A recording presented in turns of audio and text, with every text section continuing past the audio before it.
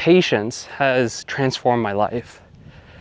Patience, one of those things that are very subtle, quiet, almost like something in the background that you don't really notice how profound it is until you start experiencing the contrast in your life.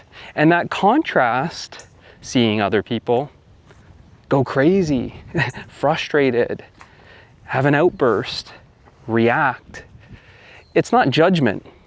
It's simply a mirror of contrast. And what you recognize is how you used to be. And like that, I recognize how impatient I used to be.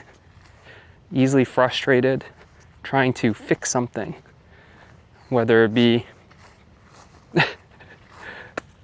something as simple around the house or something in my business. But that sort of patience that I now have to experience a problem, but be patient through solving that problem and not let the emotions build up and derail the focus and get the best of me, sort of say, as cliche as that line is. But now being able to simply stay with the problem patiently, and like that, it tends to unfold a lot slower than I originally thought, but staying with it, that patience allows me to stay with it. And before, I would walk away from something, throw something down, get frustrated, storm off. That's it, not for me, can't have it. That patience has allowed me to stay with something so long and through so much challenge that it's become perseverance. And I've seen that through my business now, almost 15 years on an entrepreneurial journey. That perseverance to continue moving forward despite difficulty has all started with patience. Patience has transformed my marriage. Instead of impatiently cutting off my wife or shutting her down or trying to silence or ignore her when she's speaking, there's the patience now. The patience to be with things that trigger me. The patience to listen to her. The patience to give her my undivided attention.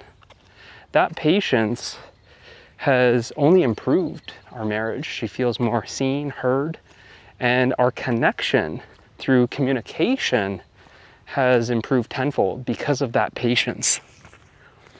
The patience for helping people in my business, my work that I do, requires a certain patience because I can see things that other people may not be able to see. I can't walk the path for them. And when you can see the solution to someone's problem, it looks so obvious to you, yet someone can't see it. So you have to be patient, and you can't simply give someone the answers, but you have to guide them to find those answers themselves through their own direct experience. And that requires patience. That requires patience, and that's something that I didn't have for many years. And I wanted to just give them the answer because it seemed like that's the fastest thing to do to progress them forward. But then realizing that me giving them the answer is not the same as them discovering the answer themselves through their own direct experience, it made me a more effective guide, because then I could guide someone through their life experience to essentially come to the same realization that I already could see. And it was completely different when they came to the realization themselves instead of me trying to force feed it to them. This patience has transformed fatherhood, how I raise my kids. This is more obvious to most people, being patient with your kids. 3 kids, all under 10, requires tremendous patience. Patience in every little area, whether it be the morning routine, after school, their grades, whatever it is. Right now, I'm teaching my 2 boys how to play hockey. Just having the patience as their coach to work with them, to be there for them, to support them through those challenges. Learning how to balance, learning how to start and stop, learning how to turn, learning how to skate backwards. It all requires patience as a coach. And when you see your kids getting frustrated and you're also becoming frustrated, you're very ineffective as a father or a coach. So it's about having the patience, which allows you to be steady and be the one that's stable in that relationship so that they feel the support of your presence.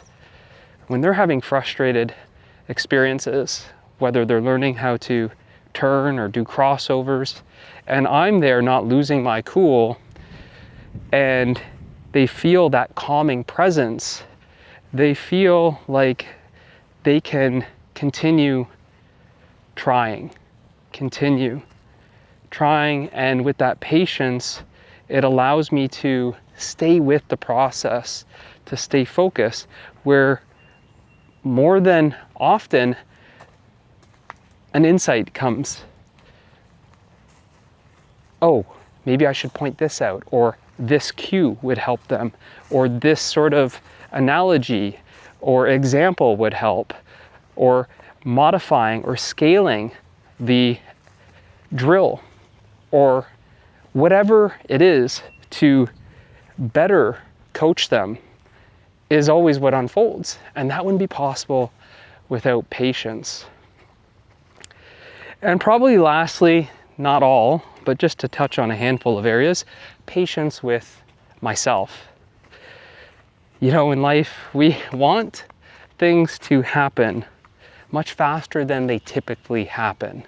And once you develop the patience, you start to see that pattern in life.